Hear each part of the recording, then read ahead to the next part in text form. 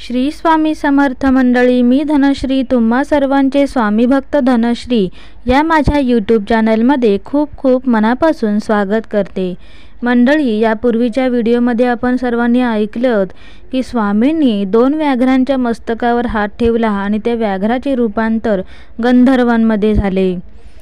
आणि आता पुढे काही वर्षे स्वामींनी हिमालयातच संचार केला। स्वामींच्या परमपवित्र आणि शाश्वत अस्तित्वाचा सर्व जीवांना विलक्षण लळा लागला होता। पशु पक्षी सुद्धा सुखावले होते। कित्येक योगी पुरुष स्वामींच्या शांत शीतल सानिध्यात राहायला मिळावे म्हणून आतुर झालेले होते। हिमालयात असंख्य वनौषधी होत्या। स्वामींचा स्पर्श व्हावा म्हणून ह्या औषधी वृक्षांना जणू तहान लागलेली होती, कारण त्या वृक्षांना स्वामींचा स्पर्श झाला की औषधात अमृताचा प्रवाह वाहू लागायचा, त्यामुळे औषधाला गुण यायचा। गंगेचे पात्र स्वामींच्या चरणस्पर्शाने पवित्र आणि शुद्ध व्हायचे। स्वामींचा सहवास मिळावा म्हणून प्रत्येक जण आसुसलेला होता। आश्चर्य म्हणजे स्वामींच्या अखंड वास्तव्यामुळे हिमालयात 12माही वसंत ऋतू बहरून आला होता। परंतु आता स्वामींना दक्षिणेची ओढ लागली। आपले अवतार कार्य केवळ अक्कलकोटातच सिद्ध होणार आहे ह्याची स्वामींना पूर्ण जाणीव होती। म्हणून त्यांनी मनाशी ठरविले की हिमालयाचा निरोप घ्यायचा आणि दक्षिण दिशेकडे कूच करायची।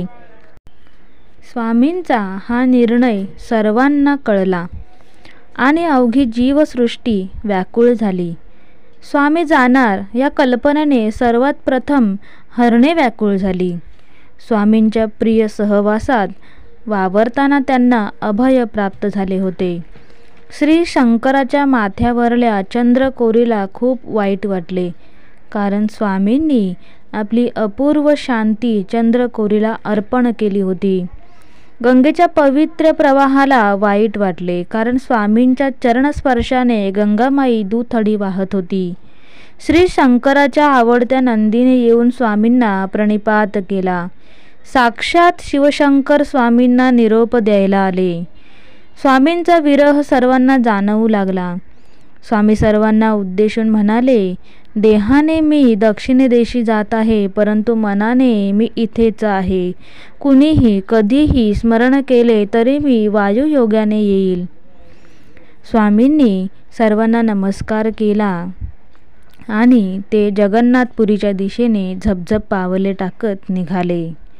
तर मंडळी, आजपर्यंत स्वामीचा सहवास ज्यांना ज्यांना लाभला त्या सर्वांचे केवळ कोट कल्याणच झाले।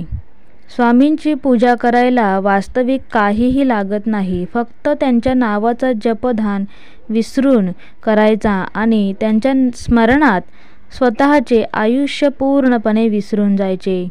एकदा काही उत्कट भक्तीची अवस्था प्राप्त झाली की स्वामी आपल्या भोवतीच वावरत आहेत ह्याची सुखद जाणीव व्हायला लागते। माझ्या परमप्रिय स्वामी भक्तांनो, स्वामींचा लळा एकदा का आपल्या जीवाला लागला की केवळ आनंदालाटच आपल्या भाग्यवान आयुष्यावर धडका देत राहतात। तर मंडळी, आजचे स्वामींचे दर्शन तुम्हा सर्वांना कसे वाटले मला नक्की कमेंटमध्ये कळवा आणि आजचा व्हिडिओ तुम्हाला आवडला असेल तर लाईक करायला विसरू नका। त्याचबरोबर यापुढील कथा ऐकण्यासाठी चॅनलला सबस्क्राईब जरूर करा, जेणेकरून तुम्हाला येणाऱ्या नवीन व्हिडिओचे नोटिफिकेशन सर्वात आधी मिळेल। चला तर मग मंडळी, पुन्हा भेटूया अशाच नवीन व्हिडिओसह। तोपर्यंत श्री स्वामी समर्थ।